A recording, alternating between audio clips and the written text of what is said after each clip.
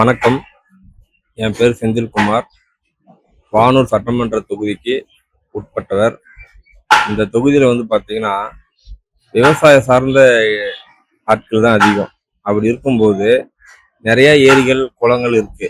ஆனால் அந்த ஏரிகள் குளங்கள் தூர்வாரப்படாமல் மழைநீர் தண்ணியை தேங்காம கடலுக்கு செல்லுது.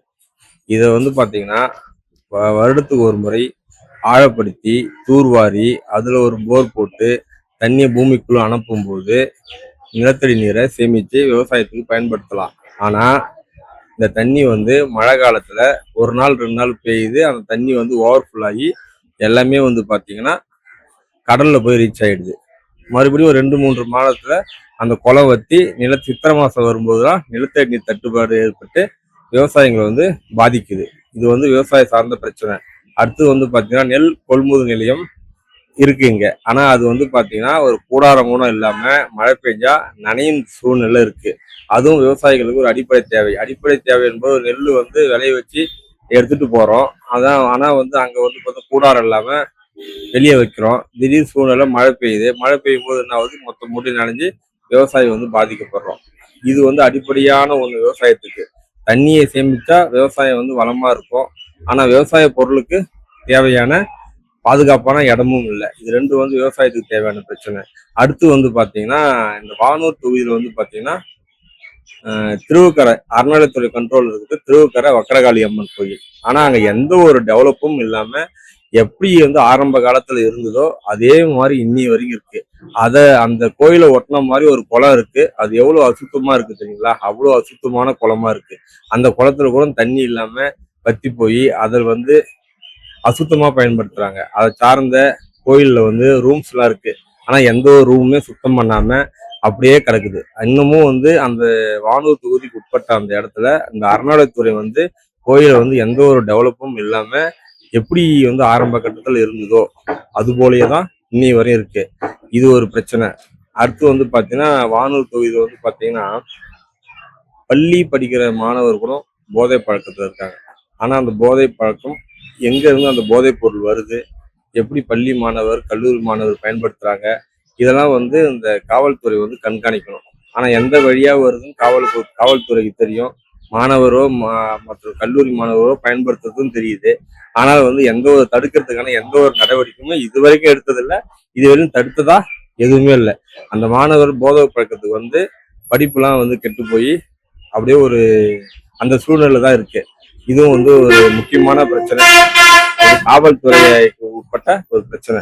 அடுத்து பாத்தீங்கன்னா அது போல பாத்தீங்கன்னா நிறைய பிரச்சனைகள் இருக்குது. எங்கேயுமே பாத்தீங்கன்னா இந்த பேருந்து நிக்கிற இடத்துல தொகுதிக்கு உட்பட்ட இடத்துல எங்கேயுமே நிழற்குடை இல்லை. அந்த நிழற்குடை அருகாமையில மக்கள் அங்க மரத்தடியில் நிக்கிற சூழ்நிலை தான் இருக்கு. இப்போ இது இங்க இதுலாம் சொல்லியிருக்காங்க, கல்குவாரி அதெல்லாம் அதிகமா இருக்குன்னு. அதை பத்தி எப்படி என்ன? கல்குவாரி பத்தி சொல்லணும்னு பாத்தீங்கன்னா வானூர் தொகுதியில தான் ஒட்டுமொத்த கல்குவாரியும் இருக்குது. கல்குவாரி, மண்குவாரி. இந்த கல்குவாரி பாத்தீங்கன்னா அளவுக்கு அதிகமான கனிம வளங்கள் சுரண்டப்படுது. அது சுரண்டப்படுவதால் மட்டுமே தான் நிலத்தடி நீர் மட்டம் இன்னமும் உள்ள போகுது. அதை அளவுக்கு அதிகமா சுரண்டாம அது ஒரு அடிப்படை ஸ்கேல் இருக்கும். ஒரு நாளைக்கு இவ்வளவு எடுக்கலாம். ஒரு ஒரு அந்த அளவுக்கு உட்பட்ட இடத்துல எடுத்தாங்கன்னா எந்த பிரச்சனையும் இல்லை. அளவுக்கு அதிகமா கல்குவாரிகள் மண்ண செம்மண் கோரியோ கல்குவாரியோ அளவுக்கு அதிகமா போகும்போது ஆனா அதுக்கு உண்டான தண்ணி சேமிக்கிறதோ எதுவுமே இல்லை. அப்படியே நோண்டுறாங்க, அப்படியே கல்லை மட்டும் எடுத்துட்டு விட்டு போயிடுறாங்க. ஆனா அதுவும் தடுக்கப்படணும் தான். அளவுக்கு அதிகமா எந்த ஒரு பொருள் எடுத்தாலும் ஆபத்து. கனிம வளங்கள் சுரண்டனா மனிதர்களுக்கு தான் அது ஆபத்து. அதுவும் ஒரு விஷயம் போயிட்டு இருக்குது. அது எக்ஸாக்ட்லி பார்த்தோன்னா திருவுக்கரை. அதுவும் திருவுக்கரை சுற்றி உள்ள ஏரியா தான். கிராமங்கள் பார்த்தோன்னா நிறைய கிராமங்கள் போக்குவரத்து வசதியே சரியான முறையில் அரசு பேருந்துகள் ஒரு சில இன்டீரியர் கிராமங்கள்ல போக்குவரத்து இன்னி வரைக்கும் இல்லை. இன்னைக்கும் டூ வீலர்ல போறது, சைக்கிள்ல போறது, நடந்து போய் தான் பள்ளி மாணவர்கள் போற சூழ்நிலை இன்னைக்கும் இருக்கு. எல்லாம் மெயின் ரோட்ல வானூர் மெயின் ரோட்ல பஸ் போவதை தவிர உள்ள இருக்கிற சின்ன சின்ன கிராமங்களுக்கு அரசு பேருந்துகள் இதுக்கு முன்னாடி ஒரு 25 வருஷத்துக்கு முன்னாடி கூட எங்க கிராமத்திலே போச்சு. ஆனா இன்னைக்கு அதுவும் நின்று போச்சு. ஆனா அடிப்படை தேவைகள்ன்றது தண்ணி, பேருந்து வசதி, கல்வி, கல்வி வந்து பார்த்தீங்கன்னா புதுசாக வந்து ஒரு காலேஜ், ஆர்ட்ஸ் காலேஜ் கட்டினாங்க. ஒரு அளவுக்கு இருக்குது. ஆனால் அதுலேயும் வந்து டீச்சிங் ஸ்டைலை வந்து இன்னும் இம்ப்ரூவ் பண்ணி பசங்களுக்கு நாலேஜ் கொண்டு வரணும்.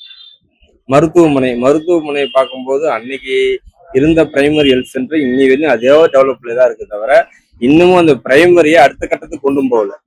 ஆரம்பத்துல ஒரு பிரைமரி ஹெல்த் சென்டர் வானூர்ல இருந்தது. இன்னைக்கும் அதே வானூர்ல அதே லெவலுக்கு அந்த பிரைமரி ஹெல்த் சென்டர் இருக்கு. டாக்டரை அதிகப்படுத்தணும். டாக்டர் நேரத்துக்கு வர்றதில்ல, அந்த இடத்துல உட்கார்றதில்ல. இது மாதிரி பிரச்சனை இன்னமும் இருக்குது. நானே ஒரு கம்ப்ளைண்ட் அட்டன் பண்ணிக்கிறேன். 8:30 மணிக்கு வர டாக்டர் 8:30 மணிக்கு இல்ல. அங்க இருந்து ஒருத்தர் போன் பண்ணி கேக்குறாங்க, ஏன் லேட்டா வராங்க அப்படின்னு. அதுக்கப்புறம் அதை போன் பண்ணி கேட்டதுக்கு அப்புறம் வந்துட்டேன் அப்படின்னு சொல்றாங்க. அது மாதிரி சூழ்நிலை இருக்குது. அதையும் கண்காணிக்கணும். இது மாதிரி வந்து ஜென்ரலாவே வந்து பாத்தீங்கன்னா நிறைய பிரச்சனை வந்து போகுது. இது இன்னும் நிறைய சொன்னா சொல்லிட்டே இருக்கலாம். அது சொல்ல முடியாத சூழ்நிலை, வேற ஒண்ணும் இல்லை.